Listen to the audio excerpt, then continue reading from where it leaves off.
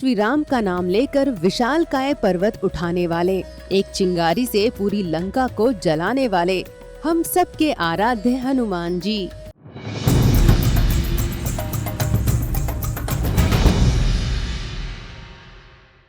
दोस्तों, बचपन से ही रामायण सीरियल के माध्यम से हम सबके जहन में श्री राम के भक्त बाल ब्रह्मचारी हनुमान जी की छाप छप चुकी है। आज भी वो धर्म की रक्षा हेतु हम सबके बीच मौजूद हैं। लेकिन यदि हम आपसे ये कहें कि हनुमान जी ने शादी की थी, सिर्फ इतना ही नहीं, शादी भी उन्होंने रावण की भांजी से की थी।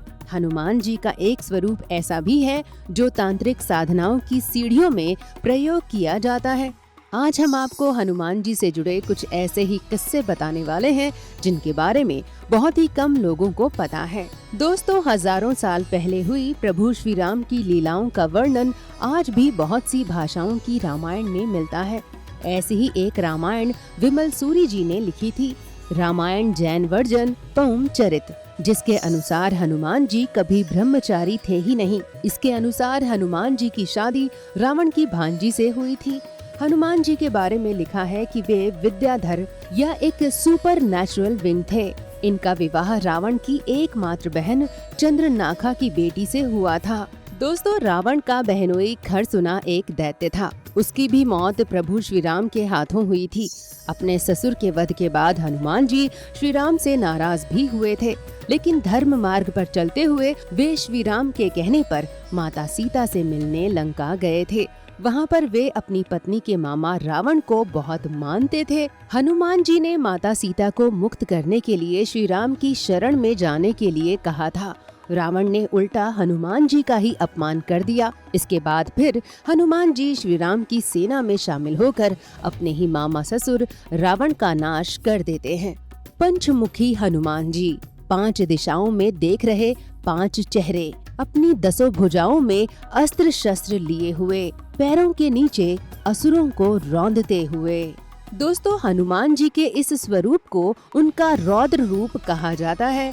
ये स्वरूप उन्होंने रावण के भाई मायावी अहिरावण को मारने के लिए धारण किया था, जब उसने श्री राम और लक्ष्मण जी को बंदी बना लिया था। अहिरावण की मृत्यु उसके तांत्रिक शक्तियों वाले 5 दियों को एक साथ बुझाने से ही हो सकती थी। उसकी मृत्यु के लिए हनुमान जी ने पंचमुखी रूप धारण किया था। उत्तर दिशा में वराह मुख, दक्षिण दिशा में नरसिंह मुख, पश्चिम में गरुड़ मुख, पूर्व में हनुमान मुख और आकाश की तरफ हयग्रीव मुख धारण करके दीपक को बुझा दिया और अहिरावण का वध कर दिया।